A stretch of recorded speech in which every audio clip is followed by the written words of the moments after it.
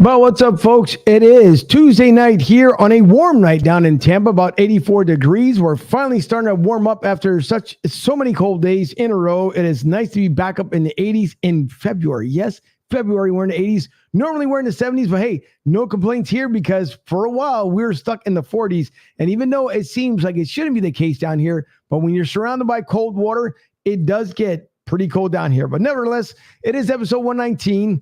We are happy to get some breaking news from our local Tampa correspondent that he will share with everyone here tonight. It is exciting news for him, exciting news for us, and we can't wait. And of course, we are just about a week away from making our debut on the No Filter Network. So make sure you guys get the opportunity to go to nofilter.net, log in, just make sure your email is verified, and you guys be ready to follow the show and follow us over on the network. But with that being said, we also have Jeff Kerr from CBS Sports. We can't wait to speak to him tonight. It should be a lot of fun with Jeff. Anytime we have a guest on, you guys know, especially when it comes to Eagles questions, which I'm quite sure our co-host, Mike Fuji, will have a plethora of questions. And Dylan may have some as well from Tampa Bay. And of course, you guys can always make the comments and ask questions as well. So we'll get the show here fired up. We can't wait to see what's going to happen when James Harden plays just a couple of days from now. So with that being said, I'm Angel, episode 119, and welcome to Broad Street South.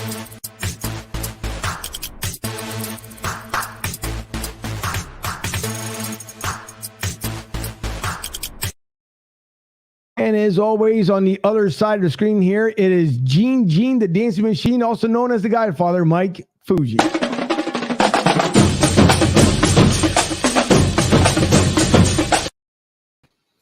Fuji, what's happening tonight? This is wild, everybody. James Harden week is here. How's everybody doing? Let's get some Eagles talk going. The offseason is right around the corner. 2 weeks for free agency. Angel, how are you tonight? Listen, I'm doing just fantastic. I can't wait to see what's going to happen here come Friday with Harden. I'm pretty sure that crowd's going to be pumped. But mostly, I can't wait until Ben Simmons, as other known as BS, comes back into town, because I want to see the crowd reaction when that happens. So that's going to be absolutely fantastic. I can't wait for that one. But it is beautiful down here. I can't complain. So that's great as far as when it comes to weather. It's great to see that we're starting to get the comments coming in, and we can't thank enough of the folks out there in the 28 United States that come to see us every single week, along with the folks from Brazil, Uruguay, and the 9 countries overseas, including Puerto Rico right here, the Commonwealth of the United States. So thank you all for tuning in tonight. And of course, we're coming live from the LG Direct Sales Solutions Studios down here in Tampa, Florida. And we will bring in Dylan, and I guess we'll also just kind of throw it up there real quick as he pops on to give us the breaking news there. Dylan, it's been a while since we've seen you. I know you're crazy busy when it comes to college, but what's the breaking news to bring out to the folks here? Well, first off, I just want to say I want to thank my agent. I want to thank my people out there, my supporters. We're going to make this like a baseball press conference. And, after thinking long and hard over this, I have officially decided that I will accept a position. And this is official. I will be joining the Toronto Blue Jays as their scoreboard operator. Again, just want to thank it. And that means now that the floor is open to the press. The press is now able to ask me questions. If you have a question for me, please do. All right, well, we'll make sure we get all the questions in after we get Jeff in there. So don't, just hold on to your hat there, Slick. We'll make sure we'll take care of you. But hey, listen, tonight, of course, we thank everyone for tuning in, and I want to bring up the screen here so you guys can follow Jeff just as much as I do, and the rest of us here on the show as well.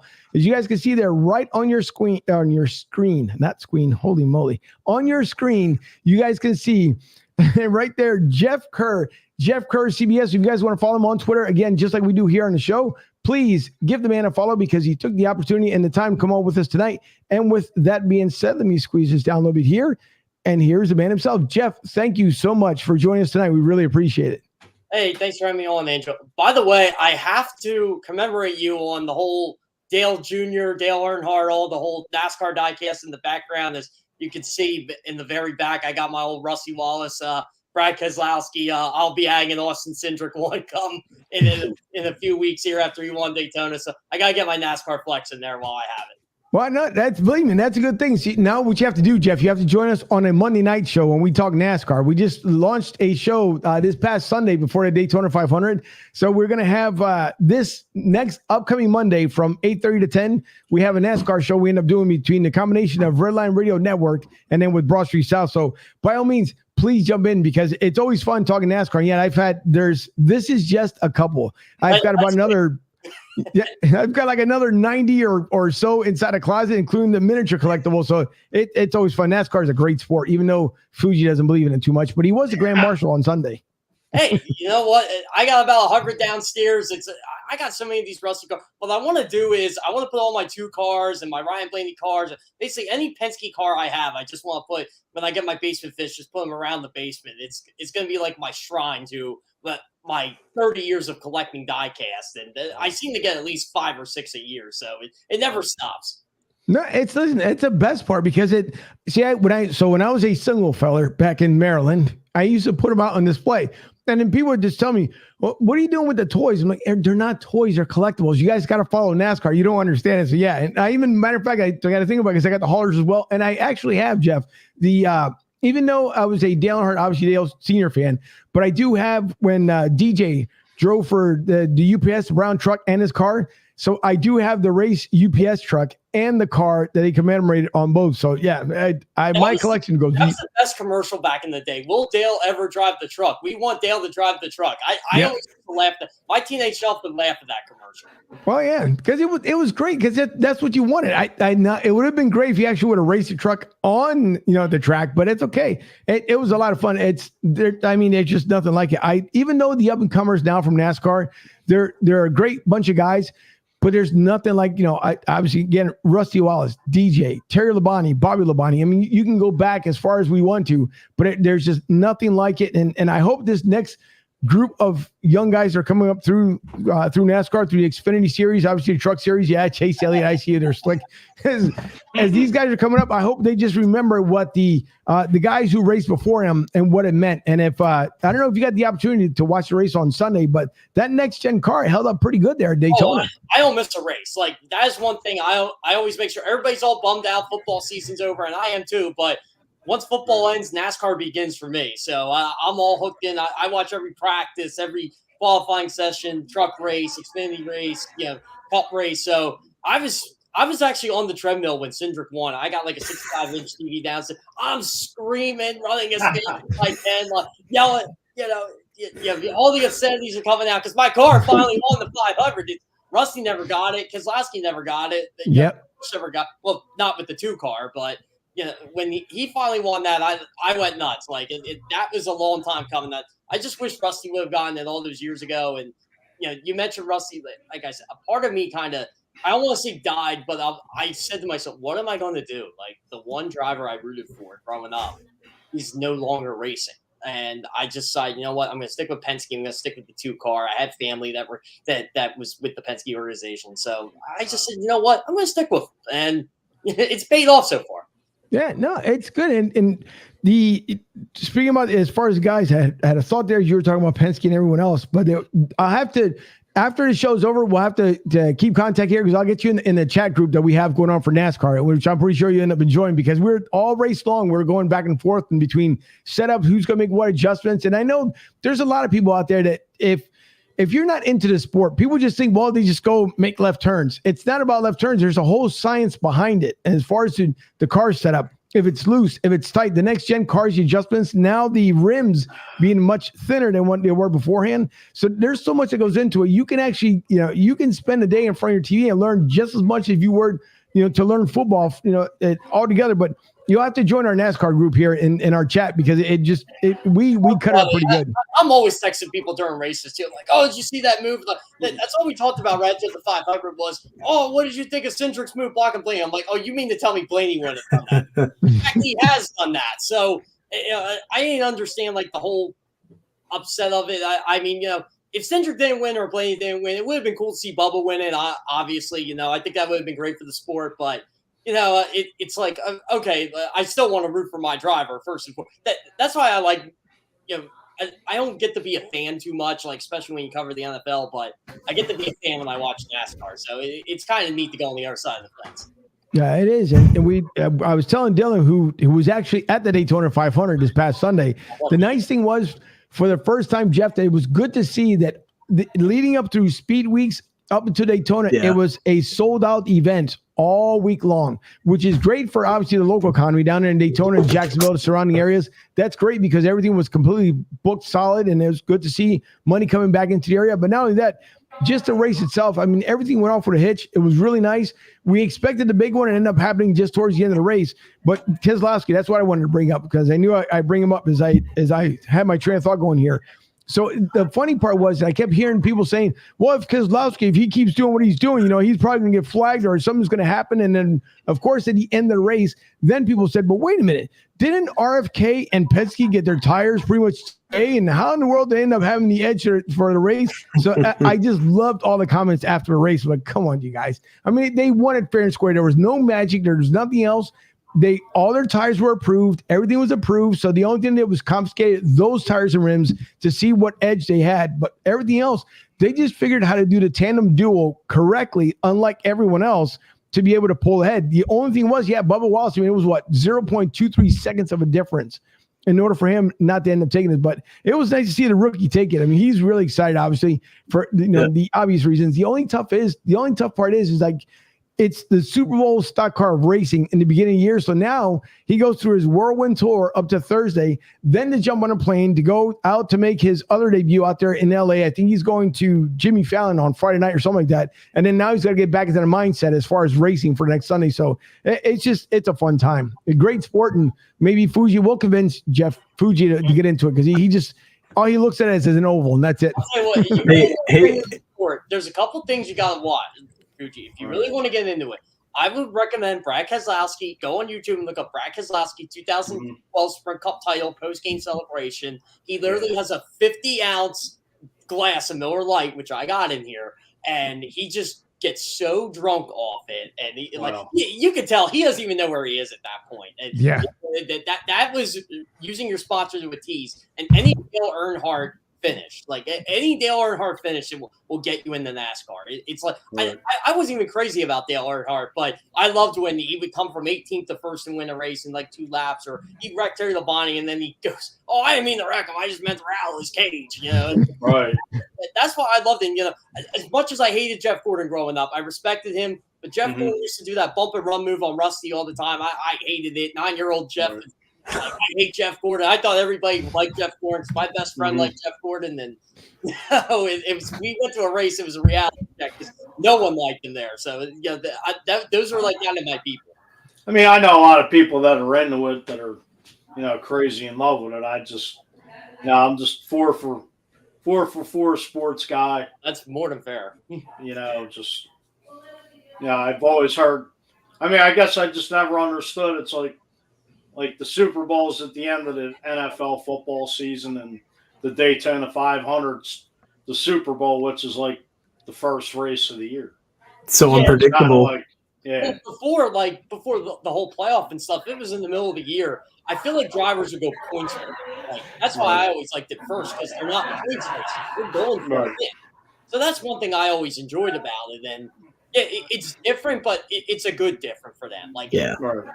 Indy cars get the Indy 500 in the middle of the year. It just doesn't obviously then it's been on Memorial Day for 100 years, but you just don't look at it the same way. It's different. Hey, and Angel, we got an Indy car coming down to our neck of the woods here this weekend, so that's gonna be big to keep an eye out here this weekend, the opening of the season. So that's one of them. It's gonna be it's going to become a good time of the year, guys. Yeah. Well, it is. Yeah, it's because it's Friday, Saturday, Sunday. It's down in St. Pete. They start off the season down here. Helio Castroneves is coming back for the first time in almost 4 seasons now.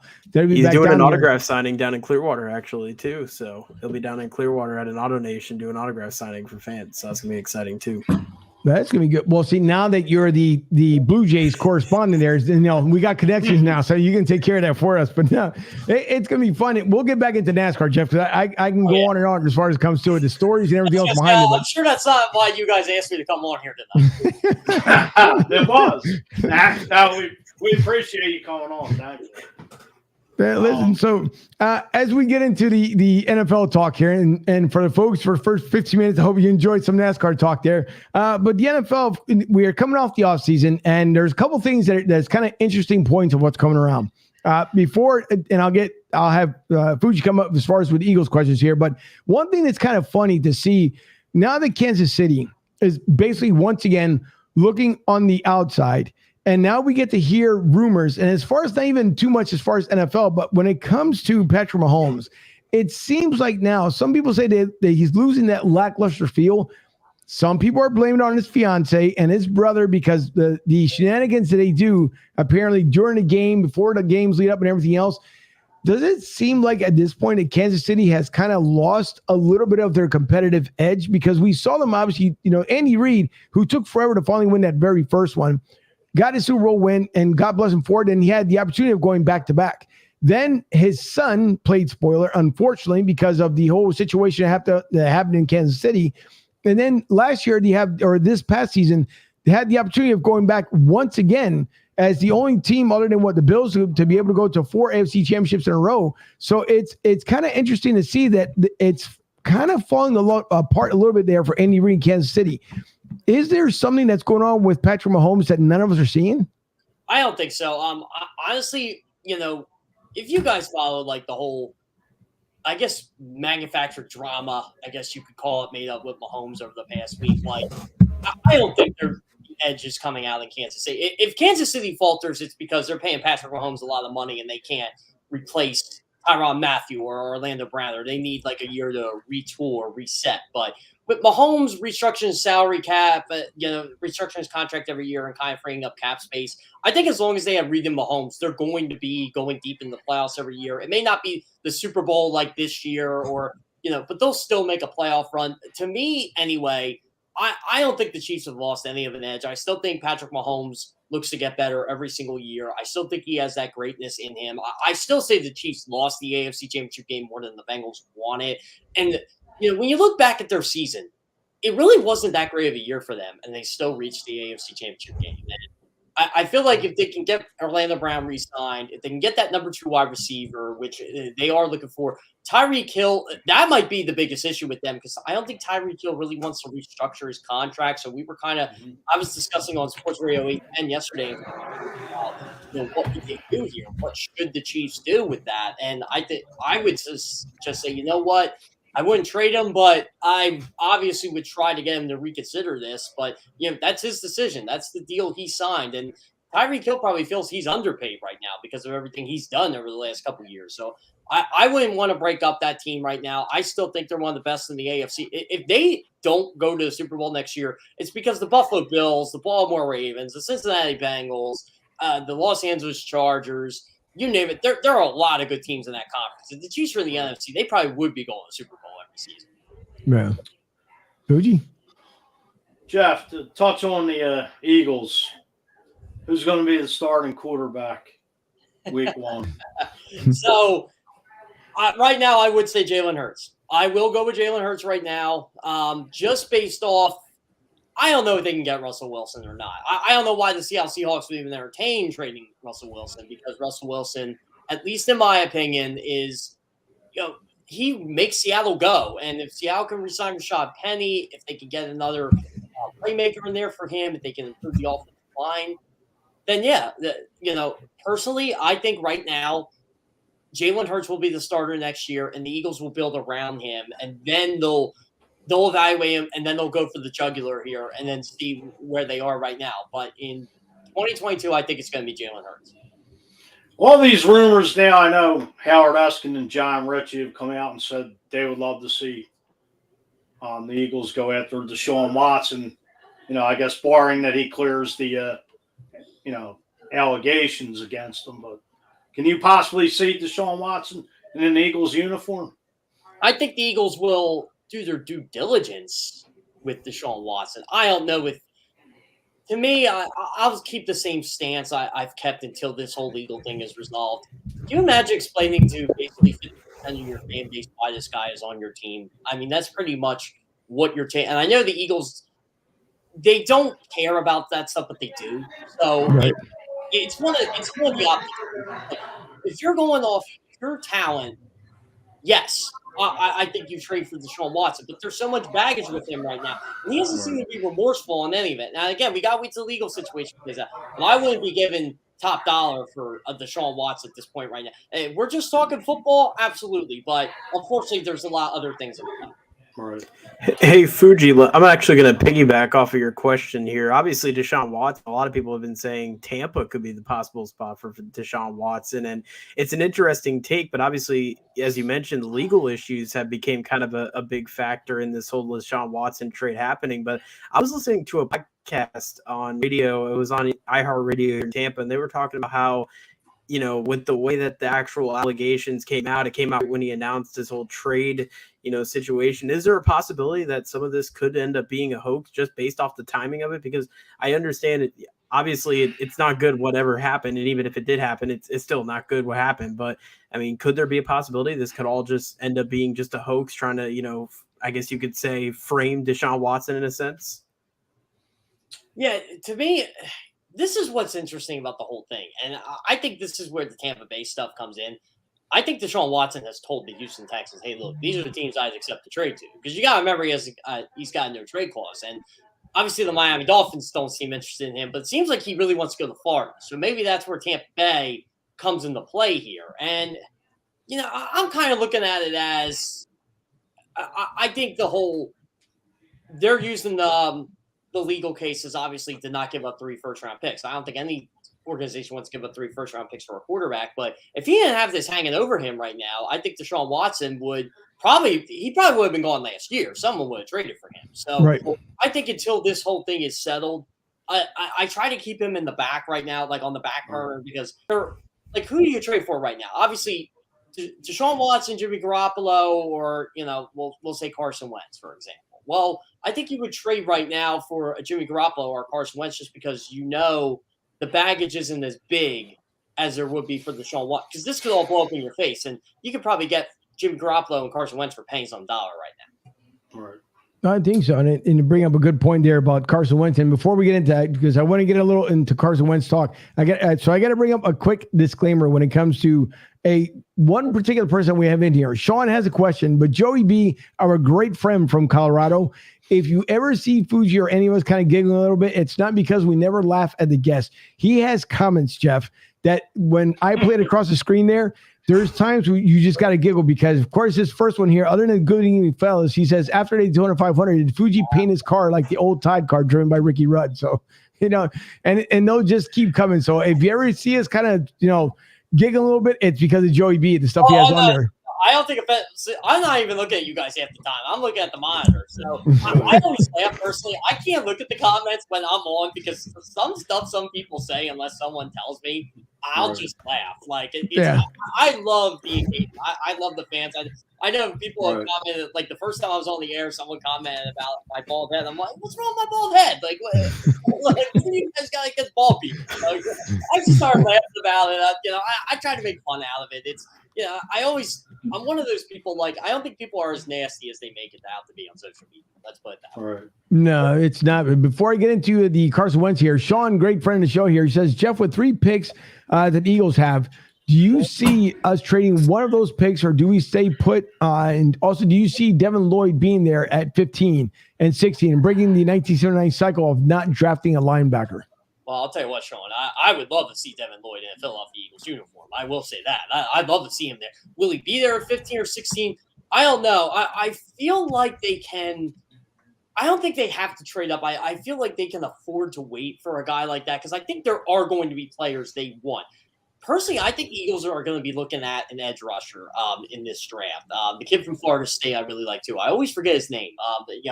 As you can tell, I got free agency on the brain. I don't have too much of the draft. I always tell people the draft isn't my expertise until April, unfortunately, because the league is so busy. And I watch a lot of college football too. But I always look at it as if we're talking about the Eagles' 3 draft picks here, I don't see Howie Roseman using all of them. If he does, great, but I feel like he's going to trade back and use one of them for a 2023 first-round pick and use that as collateral, unless he can get the quarterback he wants. But maybe this is why I keep saying that it's going to be Hurts in 2022, and then they pivot to 2023 to get that quarterback. Yeah, and to kind of get back here when it comes to Carson Wentz. So it's crazy how he's still talked about to this day. But a couple of days ago, I think it was the 18th of February, people were celebrating the Carson Wentz Day because that's when the trade actually happened. And then fast forward a year later, which to me, it makes absolutely no sense. How in the world they make this trade happen, right? You wanted to go to Indianapolis because of the connection there. You had prior to, with the Eagles with Frank Reich. So they send you off to Indy. You lose the final game of the season, which pretty much eliminates you from being in the playoffs. And then now you want to be traded out. So Indy basically lets you go. What has happened, Jeff, in your mind? Do you believe that the rails kind of came off from Carson Wentz? I have a feeling this started long ago, long before he even had his issues with the Eagles. I think when he tore that ACL and LCL, I think that really screwed him up. Like, I don't think he was the same quarterback. And I've noticed that. Like, his mechanics were always never that great. But Frank Reich did a great job at correcting that, him and John DeFilippo. But I've noticed starting in 2018, he wasn't as mobile as he once was. He wasn't scrambling out of the pocket. He wasn't doing the Carson Wentz type stuff we saw him doing the MVP year. But he had a good throwing year. So I'm like, okay, well, if he can do this again – I think the Eagles will be okay. Yeah, he lost some of his game, but he's still young. He can figure out some stuff. And then 2019 happened, and my come-to-Jesus reality with Carson Wentz that he really wasn't that great was the Seahawks and the Patriots games. Those back-to-back games where he didn't play well. I'm like, you know what? I don't think this guy's it. I don't think he is a franchise quarterback anymore. And, yeah, he had that great run against bad NFC East teams and got into the playoffs. I was happy for him. Then he gets injured in the playoff game, and then he gets upset over the Eagles drafted Jalen Hurts, and he had all those issues there.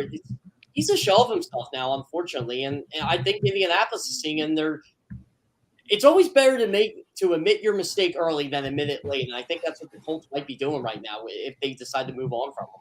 Yeah, and it kind of you feel bad. Fuji, I'm going to turn it over to you here in a second, but you feel bad for the Colts fans, and no one understood because the misunderstanding when it comes to Philadelphia is when people say the fans here are too brutal, they're too hard on their teams, they don't let these guys flourish and everything else that you can say as far as positive when it comes to the guys.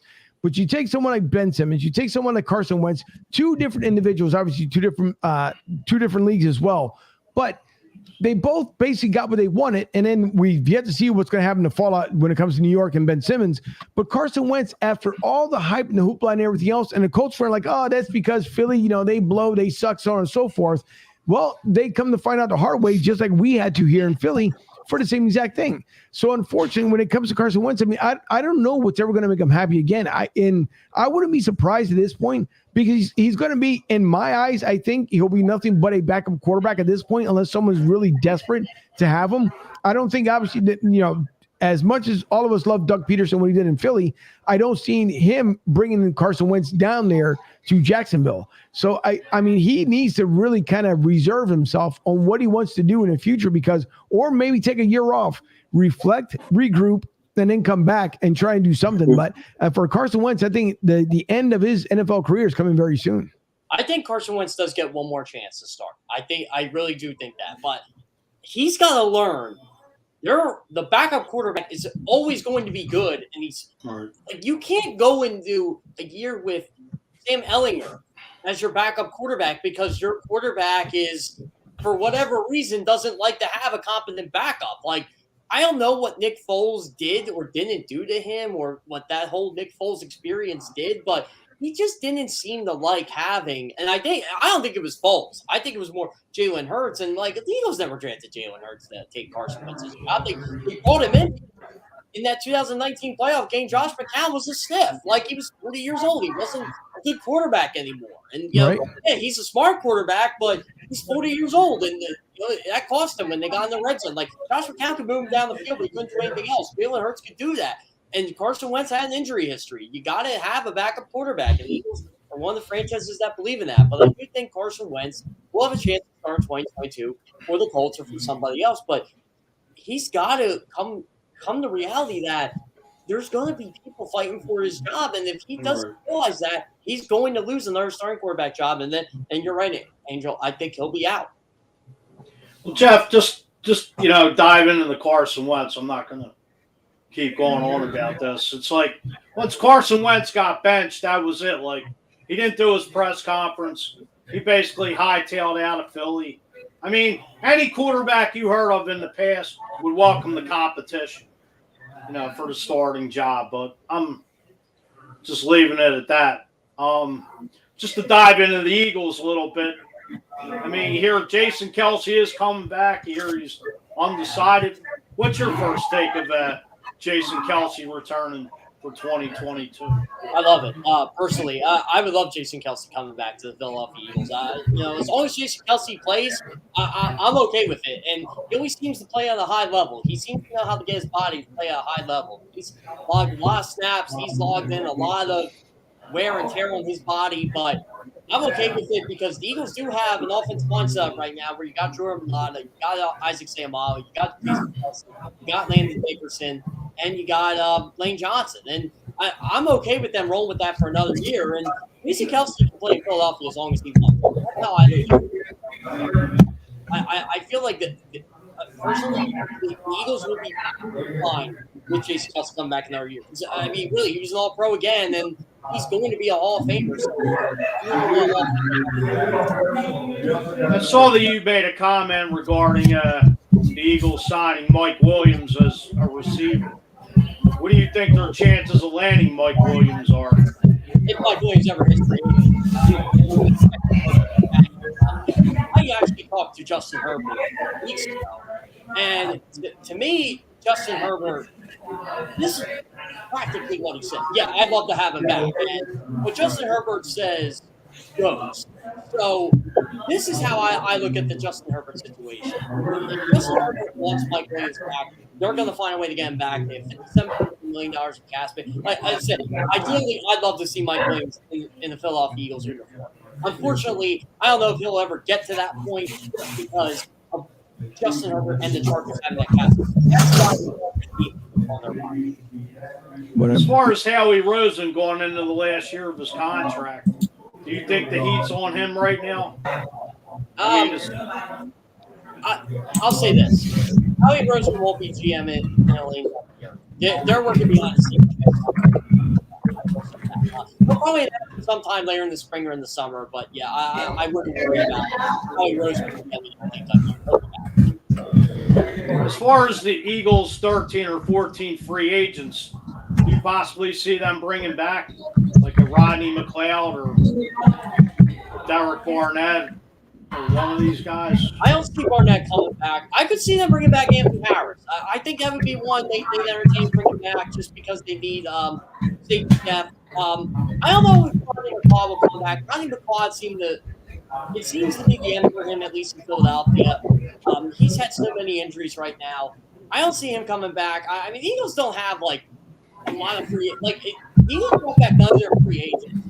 I think a lot of fans would be okay with that. It's not guys like you have to retain. But if I saw anybody come back, my best bet would be Anthony Harris. I think they could bring him back. You don't see Steve Nelson coming back at all. I wouldn't be against it if they brought him back. I mean, they do need some quarterback depth, and it's how they feel about Zach McPherson. So I don't think Zach McPherson's ready yet. I think he needs to take a big step from year one to year two. I could see Steve Nelson come through. I didn't like it in Philadelphia, but I think he got a pretty good competition for him for that start. Right. I want to interrupt here for a second. Is someone, Jeff, by any chance, is someone watching TV not that far away from where you are? Oh, no, my room's quiet. Okay, because for some reason, we're getting a TV feedback, and I don't know why, but unless it's just on my end, but there's some weird TV feedback that's coming through, and I don't know why. It ain't in here. My room's quiet as a mouse. Okay. Something's going on. I just got to figure out from where. But one thing was that Chris, with Chris, he did share news. Yes, we know that we're next to Vlad Guerrero's coworker there. So he did bring the news to us that he's joined the Blue Jays. But Chris, thanks for coming back again. That's my best friend, guys. So Chris, thank you for commenting. Appreciate you also that. got Bo Bichette's coworker on there too. So yes, sir. That's true too. But listen, and Sean mentioned earlier that I want to bring him back here. He says, I see Wentz either in the Steelers or a Washington uniform. And he was asking Jeff if you see that happening. maybe Pittsburgh. I mean, he'd be an upgrade over what they got right now. I'll say that. I don't know. Washington will entertain that. I think Washington could get into the Jimmy Garoppolo sweepstakes. Personally, I think that'd be a cheaper route. But if Carson Wentz gets released, he can go wherever he wants. And I think Pittsburgh or Washington would be two ideal destinations. I could see him, not. They would probably be the most logical, I think, at this point. Maybe you would see Carson Wentz go to a franchise. Like, I don't think he would go to the Houston Texans, but I think someone like Houston would entertain that if they would want someone to compete with Davis Mills. But again, who would you rather have right now, Davis Mills or Carson Wentz? Think about it. Yeah, that's true. And he says, Sean says, you see Hassan Reddick coming here. Could he be the replacement for Barnett? Oh, boy, it'd be nice to see him come back to the Philly area, wouldn't it? Sure would be. Apple product, yes. Apple guy, yeah. You know what? He had 42 pressures, 11 sacks last year. He's a guy that the Eagles – so here's an interesting stat. In terms of pass rush win rate, the Eagles were 4th in the NFL, but they had the 3rd fewest sacks in the league. So they get to the quarterback. They're not getting home. Hassan Reddick is one of those guys that gets home. That's an ideal fit for Philadelphia if he hits a free agent market. And Carolina can re-sign him, but I wish the Eagles would have gotten him last year for $6 million. But again, I think he's going to get paid pretty handsomely in free agency. He's one of the better edge rushers in this class, but the Eagles need one. So if they decide not to go through the draft and go get one free agency, Hassan Reddick or Harold Landry, they'd be the two ideal ones. Hey, Jeff. Sorry, Fuj. I wanted to ask here, Jeff. Let me ask you a question here, real quick. I want to actually transition here into my Tampa Bay Buccaneers, my Champa Bay Buccaneers, if you will. Not this year. No, not this year. Let's not start that up. in spirit. But no, I have a two-part question here for you. Obviously, with the wide receiver position with Tampa, a lot of things have been pointing towards Chris Godwin being a guy who might be leaving the Buccaneers soon. And I've heard some rumors where Godwin may end up, going out to try and get a better contract and, kind of be one of the number one receivers. Obviously, he's a guy who's put up 1,000 yards the last couple of seasons. He's been a guy who's been really good as a receiver here in Tampa Bay, but Mike Evans is always going to be your main guy. I mean, in Tampa Bay, he's the one that's been with the team the longest. But for you, what do you see? How long do you see Godwin with Tampa Bay? Or if he ends up going to free agency, where do you see him heading to? And also with Bruce Arians, how long do you see Bruce Arians staying in Tampa? He's getting older. He had some health issues. He had to actually golf carted onto the sideline, which honestly, as a fan, it was kind of sad to see because it really shows how much that coaching has really taken out of him these last 3 seasons that he's been with the Bucs. Yeah, Dylan, I think this was good for Tampa Bay that they're trying to work out a long-term deal for Chris Godwin. I think that's huge because outside of Mike Evans, they really don't have anybody right now. The Antonio Brown fiasco, as you know, which, by the way, I kind of wanted to cover that game in Week 17, and I was like, they're playing the Jets. Who cares? I know it might be Tom Brady's last year. I'm like, who cares? Of course, that happens. So I feel really bummed I missed all that. But, who they going to bring back? Rashad Perriman? They really going to roll in there with Scotty Miller, Tyler Johnson, guys like that?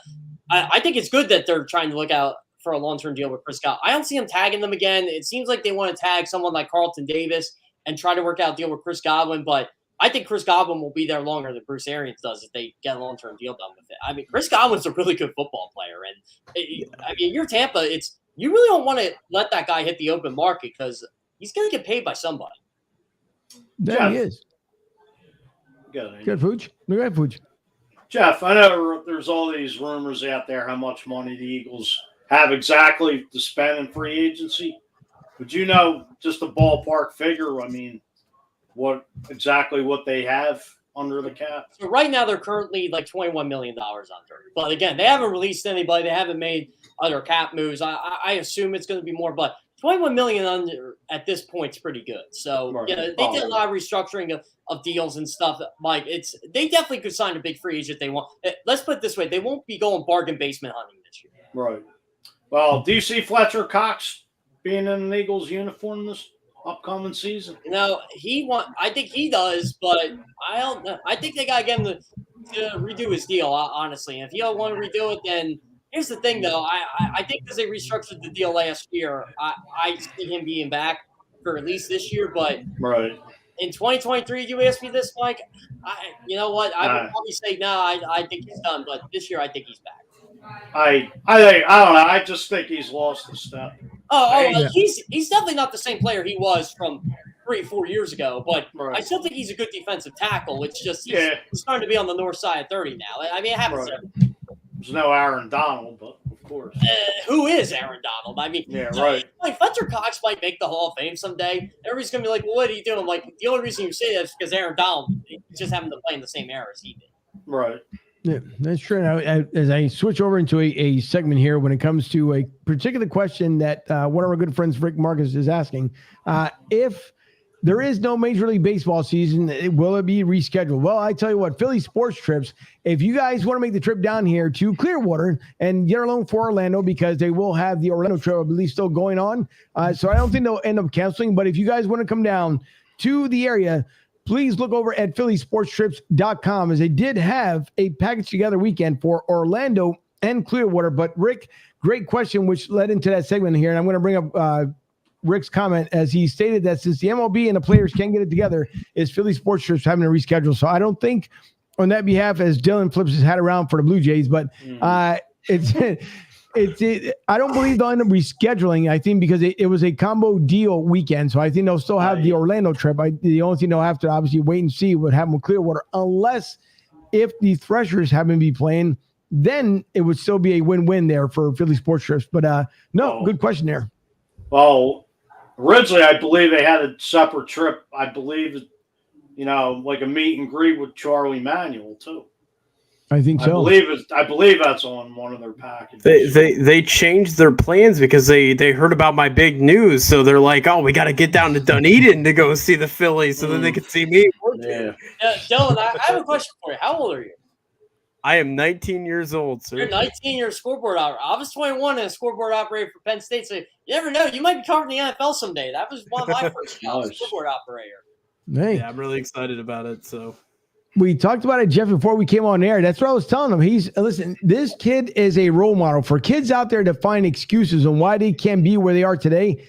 He started at the age of 14 as far as his podcast, getting into baseball and everything else. And now just shy 5 years later. Yeah, it's incredible. It's incredible. When I was 14 years old, I was more worried about who I was taking the homecoming freshman. And now, worried about playing football and stuff. That's what I did, playing football and basketball. Now, I see kids starting podcasts and all that. I'm like, hey, man, that's awesome. They're getting their foot in the door. Because I think a lot of 22, 23-year-olds are starting to get, like, jobs like I got right now. And I'm only 33. So I mean, it's cool to see, but, it's nice to see people like Dylan, like, try to get ahead of the curve here and try to, like someone like Dylan, like he gets excited for a job like that. Some people think, a scoreboard operator is beneath them, but you learn so much about the business just being behind the scenes. Right. As long as you pick people's brains, you're going to be fine. Oh yeah, for sure. That's the thing we talked about. And by the way, Jeff, just to let you know, because Rich Bridge had this comment earlier, Fuji and Howie are their best. Not how it works, Rich. That's not how it works. But he says that if Lurie really wanted Howie long term, he would have given him an extension by now. But then again, Jeffrey Lurie keeps a lot of things pretty much hidden until the last minute if he wants to do something. So I think if we get the breaking news by his best friend there, Howie, Fuji will break that first, because they're like this. They're beyond tight. It's ridiculous how tight they are. So I'm pretty sure you fill us in when it comes to that stuff. It's going to drop on like some random day, like at the owners' meetings, or it'll drop like some day. I remember I was at a meeting at 24/7 Sports at the time. I was working for CBS, but when I covered the Eagles, it was for 24/7 Sports. I remember I'm at a meeting and I got a text, "Hey, the Eagles signed Doug to an extension." I'm like, whoa, like I didn't think that was coming. And it was the year after the offseason of the Super Bowl. And I'm like, I thought he had like 3 more years on his deal. Apparently he only had 1. So, Right. I mean, in a way, Doug was going into the year as a lame duck coach and he just won Super Bowl. So it takes time. It's going to get done. I'll say that. He's not going to be on lame duck here.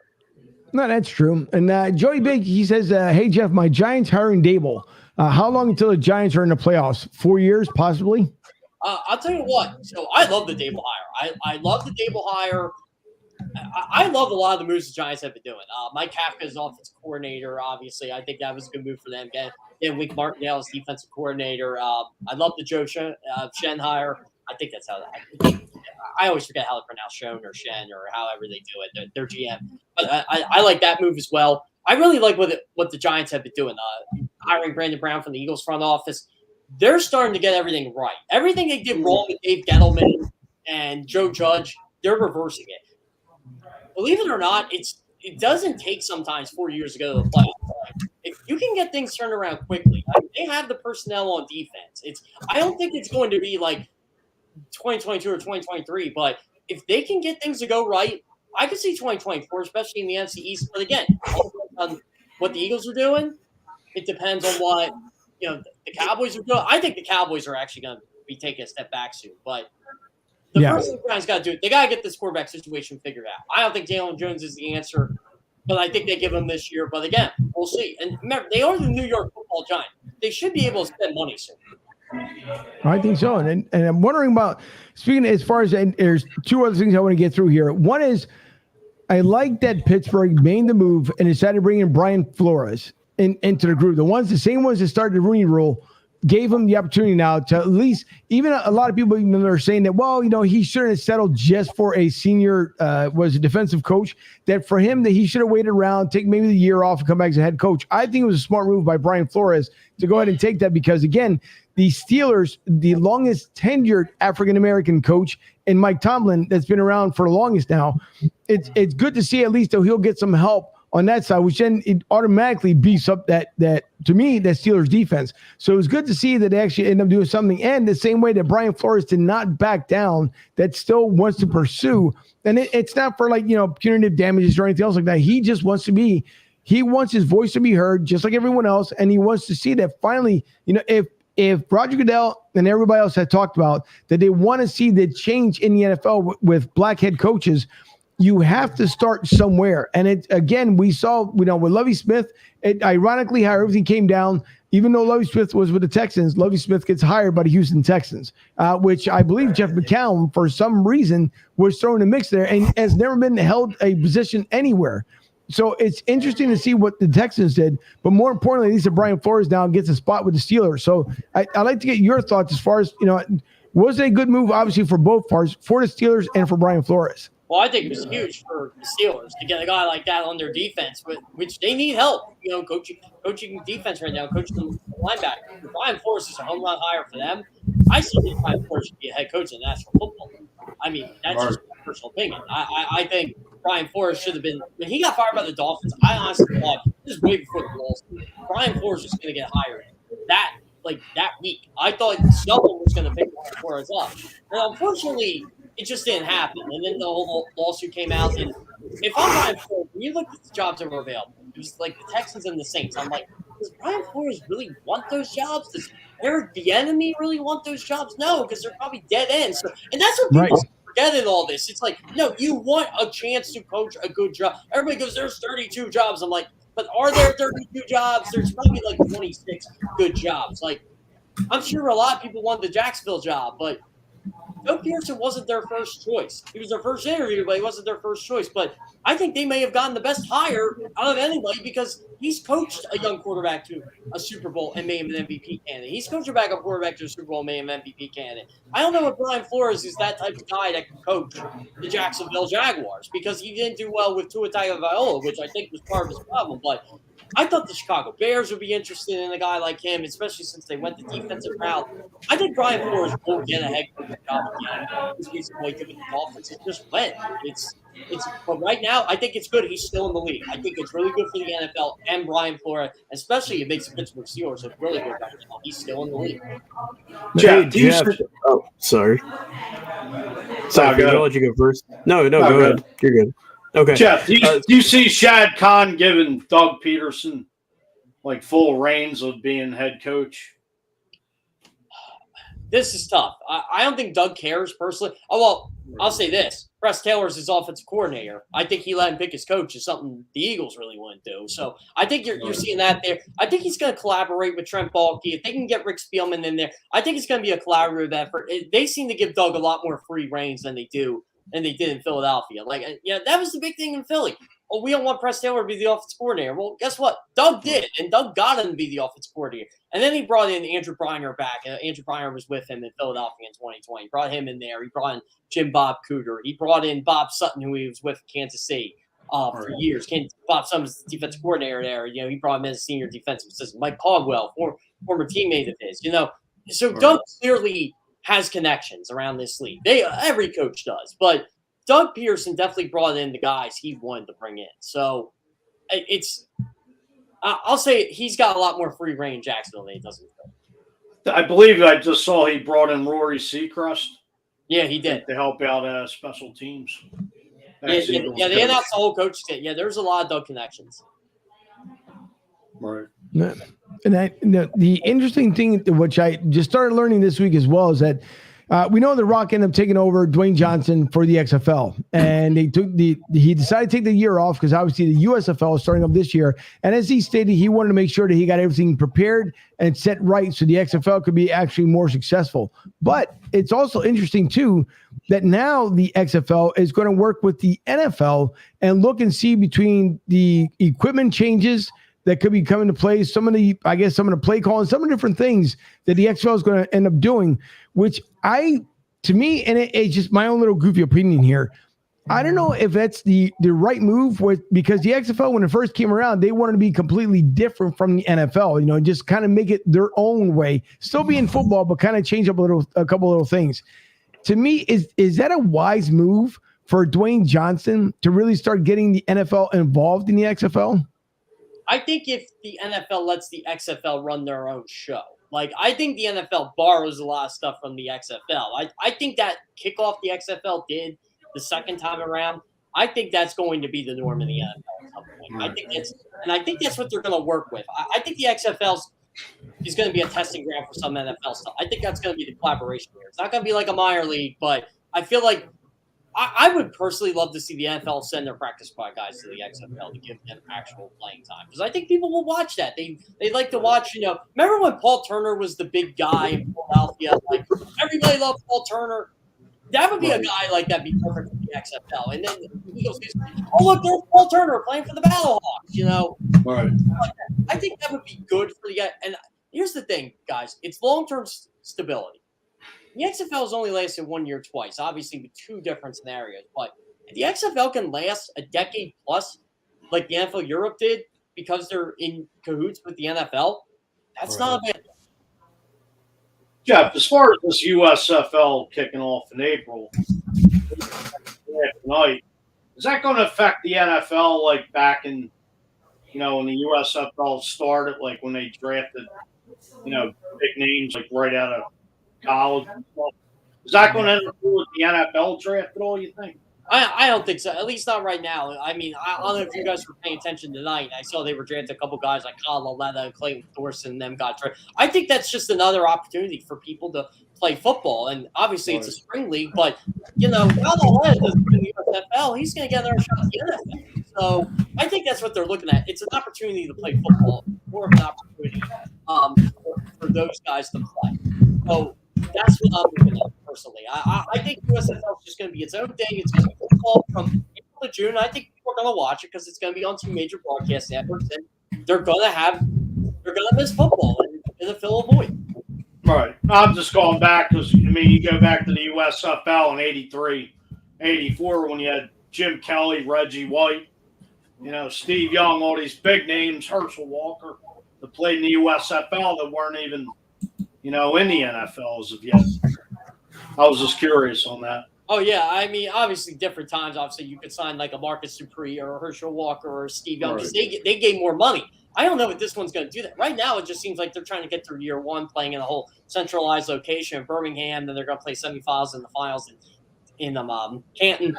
But then I think next year you might see a USFL revolution of sorts because they're going to be in their home cities. Like, I would love to see the Philadelphia Stars play in, say, Chester, for instance. That's what I was going to ask you. Do you see the Stars playing out in Chester or possibly like Franklin Field or the Link? I mean, I would love to see them in Chester. I mean, personally, I think that'd be good. it would give Subaru Park, it's a decent attendance there, like 17,000. I think that'd be good for them. You saw the DC Defenders did really well in Audi Stadium for DC United plays. I think maybe if they had a big game, they could play at Lincoln Financial Field, but I think ultimately it's going to be in Manchester when they eventually do play there. Definitely not the not the Philadelphia Stars of old, the Carl Peterson built. Oh yeah, well that team had Sam Mills, that team had Chuck Fusina, that team had everybody. Calvin Bryant. Yeah, yesterday I was wearing my Stars shirt, loud and proud. It's I gotta get some more Stars stuff. I love. I gotta get me some too. And those jerseys look awesome. Oh, I know. Oh, I actually ranked the jerseys for CBSSports, and I ranked them second. I said, you know what? It's a nice modern touch on a classic look. No one beats the Lakers, but I do like how they kept the old team. By the way, I don't know if you guys ever paid attention to this, but remember the Spring League? Remember watching that? It was on like last couple of years. That's pretty much what the USFL is now. It's just an expanded Spring League, at least for this year. I think so as well. Sean, Miles Tanner. Oh, go ahead, Angel. Sean says he had a quick question. He says, Jeff, I would love to see a wideout like Alec Pierce out of Cincinnati or Christian Watson out of North Dakota State in the mid round for the Eagles. Is that a possibility? Oh man, yeah, you're talking about mid round picks here, Sean. I mean, I still don't even think we're bringing in those guys, but I'll tell you what, the kid from North Dakota State, I did like. I watched a couple of the FCS playoffs this year. I was pretty impressed with him. I will say that it's definitely a guy that they should consider. It's one of those where I just don't know what the Eagles are really doing. At least the main guys in the front office are focusing on the mid round picks right now. But I'm sure the scouts are. I'm sure the revamped front office is after Ian Cunningham and Brandon Brown. I'm sure that they've been looking at those guys for months. Jeff, as far as Tom Brady, is he coming back pulling a Brett Favre? I keep saying he is. I keep saying that, it's more happy wife, happy life right now. But I feel like he's going to weasel his way to the 49ers. That's been my joke. He's going to weasel his way to the 49ers. Hey, there are rumors floating around. Who knows? Hey, he's always wanted to play for them. And he got his opportunity 2 years ago because I could see him doing it one more year. I could see him going one more year and then saying, you know what, I'm done. Hey, Jeff, quick question here real quick. We were talking about the USFL, and obviously with the XFL here in Tampa, we would have two teams in spring football if we had the Tampa Bay Vipers return and also the Tampa Bay Bandits who are now back. Is there a possibility that in the XFL coming in 2023 that we might see some new locations just because of you wouldn't want to have two spring teams in the same location at the same time? That would just be a bad decision for both leagues. Oh, definitely. I think what's actually going to happen is, we were talking about this collaboration with the NFL. I think that's what's going to happen, too. You're going to see, Orlando have a team. Or these teams that don't have NFL teams have a team. Like St. Louis would be a perfect example. Maybe Oakland gets back into the mix. San Diego, something like that. Or, Birmingham, Memphis, if they have, ample stadiums, obviously. But, I don't think you're going to see like two Tampa Bay teams playing spring football. Well, we'll say that. I think the NFL will try certain markets that aren't big enough to have NFL teams, but I think that's going to be part of the charm of the new XFL. It's bringing, I don't want to call it minor league football, but bringing football to different markets. Right now, go ahead, Fuchs. Jeff, here's one question. I know it could be light years away, but is Roger Goodell just going to keep trying to sell the Jaguars to London? Or, they're having their first game over in Germany, like regular season. Yeah, from what I was hearing, and I think Peter King said this on his column, Carolina or Tampa Bay is going to be playing in a game in Germany in the next couple of years. So it's going to be one of those two. But I don't know what I think there will be a team in London at some point. I don't know if it's going to be the Jacksonville Jaguars, but I think the NFL is going to make their own team in London. I think the NFL's dream is honestly to have 40 teams. I think that's going to be – maybe that's the end game for the XFL. Maybe that is going to be the end game for them. It's, hey, you know what? We'll take your teams and we'll merge everything. Wow. Maybe that's it. Who knows? All right. I want to flip to one last thing here before we end up ending and wrapping up the show, Jeff. Being in Philly, I want to know because this is probably the worst, switching gears here to the NHL, the worst that we have seen the Flyers in many, many, many seasons. Yeah, it's coming out to the point where the fans are saying to sell the team. would the Flyers be in any mindset right now of actually just demolishing this team and being rid of them? Because at this point, I don't know who you're going to bring in to right the ship, but this is the worst I've ever seen the Flyers. I've been saying this for years. Like, I love Claude Giroux. They should have traded him years ago. I mean, honestly. Exactly. I love the guy. I think the guy's a great player. I think you can win a championship with Claude Giroux. Unfortunately, they don't build a team around Claude Giroux to win a championship. They don't have snipers that can shoot. They don't really have great defenders. I think everybody's on the table at this point. It's like the only guy I probably wouldn't trade on that team right now is Carter Hart. I mean, that's it. But everybody else, I think they're expendable. When you're the worst team in hockey, no one's job is safe. And you can get something for Claude Giroux, you got to do it. Jeff, what's your take of the Sixers? Well, I'm a Sixers season ticket holder, so I love it. I love the James Harden move. I'm going to be there next Wednesday night. I love it. I'm just glad the whole Ben Simmons saga is over. If you guys, Oh yeah. I mean, I had to put that to rest. As a basketball coach, I am frustrated at Ben Simmons for never evolving his jump shot or never evolving his offensive game. Like, it just seems like he's more interested in living the NBA lifestyle than he is in actually being an elite NBA player. Because I really feel like he can be an elite NBA player. That's how highly I think of Ben Simmons. But I don't know if he's ever going to change. No, I seriously doubt it. I can't wait. My thing is, and again, because it's not the destination he wanted. He wanted LA. That was his destination. It wasn't New York. So, and what a lot of people in the missing, I don't know how in the world this didn't come out any bigger than what it was. So the night that he gets traded, he goes to New York. Obviously, they're there at the game the day after. He comes off the bench to give the guys a high five and everything else, and everybody just passed right by him. He was walking right in the middle of the crowd. Yeah, he got passed by. You noticed that too. See, I did too. But you know what came up? The whole Brooklyn, New York media saying, "Oh, Philly fans are with the mental health stuff and how terrible Philly fans are." And I'm thinking to myself, you guys know, like, no one like acknowledged him, right? Like, right. You know why? Because they're all probably thinking what a lot of people were thinking. Like, oh, time out a second. Like, I'm not gonna go into that thing. But it's one of those like. Wait a minute. It's almost like, how can I word it? Like the James Harden, Kyrie Irving thing, where James Harden looked at Kyrie Irving like he was Hydra. Like, yeah. That's kind of what that felt like. Yeah, it did. So that's why I can't wait to see this whole collapse when it comes to New York. And even though New York's trying out to build a super team here at the very end, and Matt, we'll have to get you back because I have other thoughts when it comes to one other than LBJ, as he now has hinted that he would not throw away the fact that he may end up being a Cavalier, which I believe he should be fine, and the Lakers organization should be fine for as well, because that's almost tampering himself with saying that he wouldn't mind being a Cavalier one more time again. At least that's the opening in the question with the NBA All-Star game. And I think that's just become a complete joke anyways, as far as the NBA All-Star game. I love LeBron James, the player.